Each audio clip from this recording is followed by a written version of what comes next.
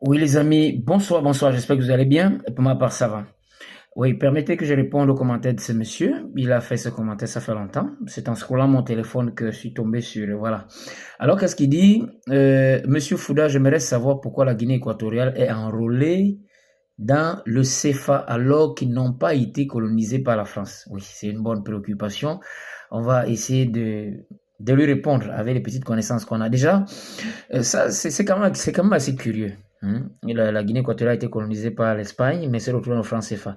Beaucoup de gens vraiment se posent cette question. En réalité, la Guinée équatoriale arrive à la proclamation d'indépendance avant l'Algérie. C'était en 1968.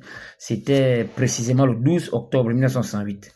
Alors, le nouveau président, 2 ans seulement après, se lance dans une traque contre les Occidentaux.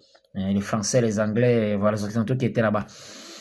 Oui, on l'appelait Mathias Nguema. Il a préféré fonctionner avec des pays communistes, des pays socialistes tels que l'URSS, tels que le Cuba, tels que la Corée du Nord, tels que la Chine. Donc, il a fait venir des techniciens de ces pays-là pour qu'ils travaillent plutôt avec lui dans le pays.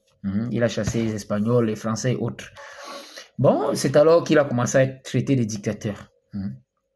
Voilà, je profite à laisser un message à tous ces dirigeants africains, surtout francophones, qui pensent qu'ils peuvent travailler avec tous ces gens-là à la fois. Il faut être très malin.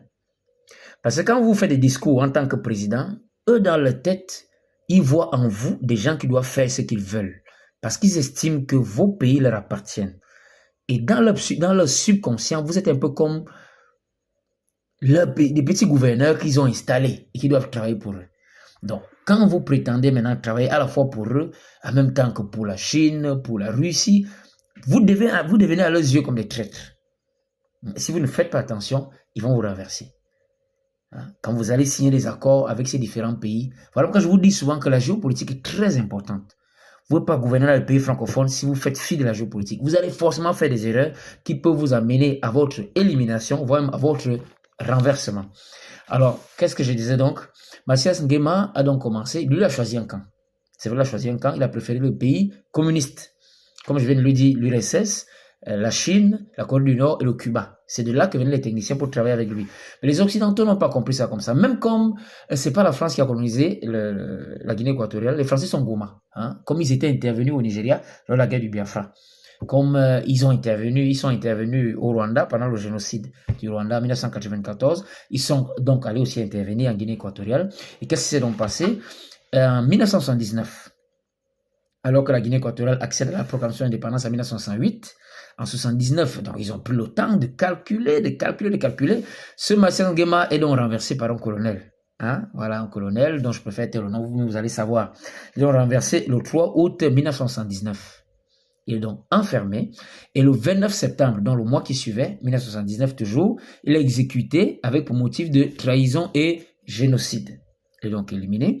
C'était donc le 29 septembre 1979. Et curieusement, un mois encore après, donc le 28 novembre 1979, la Guinée équatoriale signe avec la France à Paris des accords de coopération économique, technique, scientifique et culturelle. Donc c'est là où la Guinée va donc signer les accords coloniaux.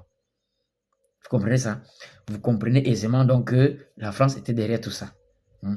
Parce que ces gens-là, ils ne laissent pas les Africains tranquilles. Quand vous prenez des décisions, vous pensez que, comme vous voyez, beaucoup de pays africains vont aux élections. La personne ne parle de ça. Alors que ces gens ne vous laissent pas tranquilles. Il n'y a jamais d'élection libre et indépendante dans les pays francophones. Jamais. Et les opposants et ceux qui sont au pouvoir et les électeurs, presque personne n'en parle. Ils font comme si leurs votes vont venir changer les choses. Il faut d'abord sécuriser vos votes. Rassurez-vous que vos candidats qui sont là ne sont pas des infiltrés. Parce qu'il y en a forcément parmi ces candidats, ceux-là qui sont déjà venus avec un calendrier dicté par la France pour venir tordre votre destin afin qu'il soit au profit des Occidentaux. Continuons dans ce que nous sommes en train de dire. Alors, qu'est-ce qui s'est passé? Comme je l'ai dit, le 28 novembre 1979, la Guinée équatoriale signe avec la France à Paris des accords de coopération économique, technique, scientifique et culturelle. Et la Guinée équatoriale entre dans la zone franc en 1985. La monnaie équato-guinéenne qu'on appelle les kouélé est remplacée par le franc CFA. Donc en 1985. Oui, c'est comme ça que le CFA se retrouve dans là-bas. La Guinée avait une monnaie qu'on appelait les kouélé. Quand on a maintenant renversé Mathias Nguema, le nouveau président, est maintenant venu mettre la Guinée dans le franc CFA et dans les accords coloniaux. Voilà, on dit donc en 1986, en raison des pressions économiques des puissances occidentales, la langue espagnole a perdu son statut de langue officielle unique et est secondée par la langue française qui devient la seconde langue officielle du pays. Donc, la Guinée équatoriale a aussi deux langues, l'espagnol et le français. C'était en 1986. Voilà. Donc, normalement, la Guinée devrait être bilingue, hein? Comme le Cameroun, qui est dans le français et dans l'anglais. La Guinée est dans l'espagnol et le français. Logiquement, c'est ça. Parce que la Guinée accepte désormais le français comme deuxième langue officielle du pays. C'était en 1986. Donc, en 1989, en septembre précisément, le président équato-guinéen sollicite son entrée à la francophonie et le français fut élevé au rang de langue de travail dans le pays. Voilà. Mon cher frère, monsieur User, hein, ces gens qui n'ont jamais leur nom là. D'habitude, les User là, moi je les bloque. Mais voilà un user quand même assez utile, voilà, qui nous a posé une préoccupation qui va nous enrichir en quelque sorte d'une certaine culture. Voilà, mon cher frère, j'espère que je t'aurai donc répondu. Si donc la Guinée équatoriale s'est retrouvée au franc CFA, ça a été une manigance des Occidentaux, n'est-ce pas, qui ont eu marre de Mathias Nguema qui était là-bas et qui était pro-communiste. Vous savez, la bataille géopolitique, c'est depuis longtemps, hein? C'est pas d'aujourd'hui. Hein? Et une telle chose devrait interpeller nos gouvernants. Qui veulent à la fois traiter avec les Russes, traiter avec les Français, traiter avec les Américains, traiter avec les Chinois, traiter avec... Il faut choisir un camp. On ne mélange pas le riz avec le sable. Sable et riz ne vont pas ensemble. Huile et eau ne vont pas ensemble. Vous avez compris? Il faut choisir un camp. Sinon, à la longue, vous allez manager. Il faut être très malin et sournois comme le président Biya. Si vous n'avez pas la ruse et la sagesse du président Biya, n'osez pas. Ils vont vous damer. Ils vont vous damer. Je connais beaucoup de cas ici. Bon, comme c'est encore d'actualité, je préfère ne pas parler. Où les présidents traitant avec la France ont encore osé faire des accords avec la Chine. Ils sont renversés. D'autres sont sous terre. Ne blaguez pas avec ces gens. Ils estiment que vos pays leur appartiennent. Ne perdez jamais ça de vue. Même lorsque vous partez aux élections, vos principaux ennemis politiques, c'est d'abord vos anciens colons. Ils sont dans le silence, mais ils font tout pour que, premièrement, vous ne soyez pas industrialisés. Deuxièmement, que vous ayez un système éducatif qui ne fabrique que des chômeurs pour que, finalement, vous soyez des marchés de consommation pour eux. Quand ils fabriquent, vous consommez. Pour que vos enfants ne puissent pas être productifs dans vos marchés intérieurs africains. Donc, ils ont intérêt à ce que vous restiez toujours comme vous êtes là. Parce que ça leur profite. Comme ça, ils viennent prendre vos matières premières. Ils vont les transformer là-bas. Ils donnent de l'emploi aux autres là-bas, dans leur pays, et puis ils reviennent vous vendre. C'est leur schéma, c'est comme ça qu'ils fonctionnent.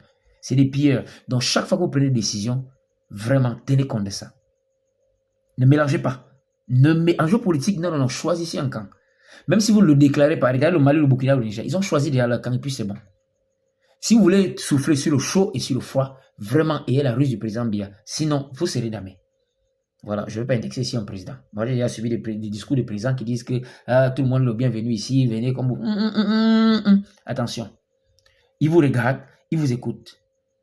Mais ils ne sont pas d'accord avec vous, ils ne sont pas d'accord. Ils attendent que vous signiez le moindre contrat qui viendra hypothéquer leurs intérêts. Vous allez confirmer le code. Voilà, je vais donc m'arrêter là. Je crois que j'aurais répondu amplement à notre frère. Ceux qui me découvrent donc pour la première fois, bien vouloir vous abonner, partager, liker. Je fais d'habitude la géopolitique internationale.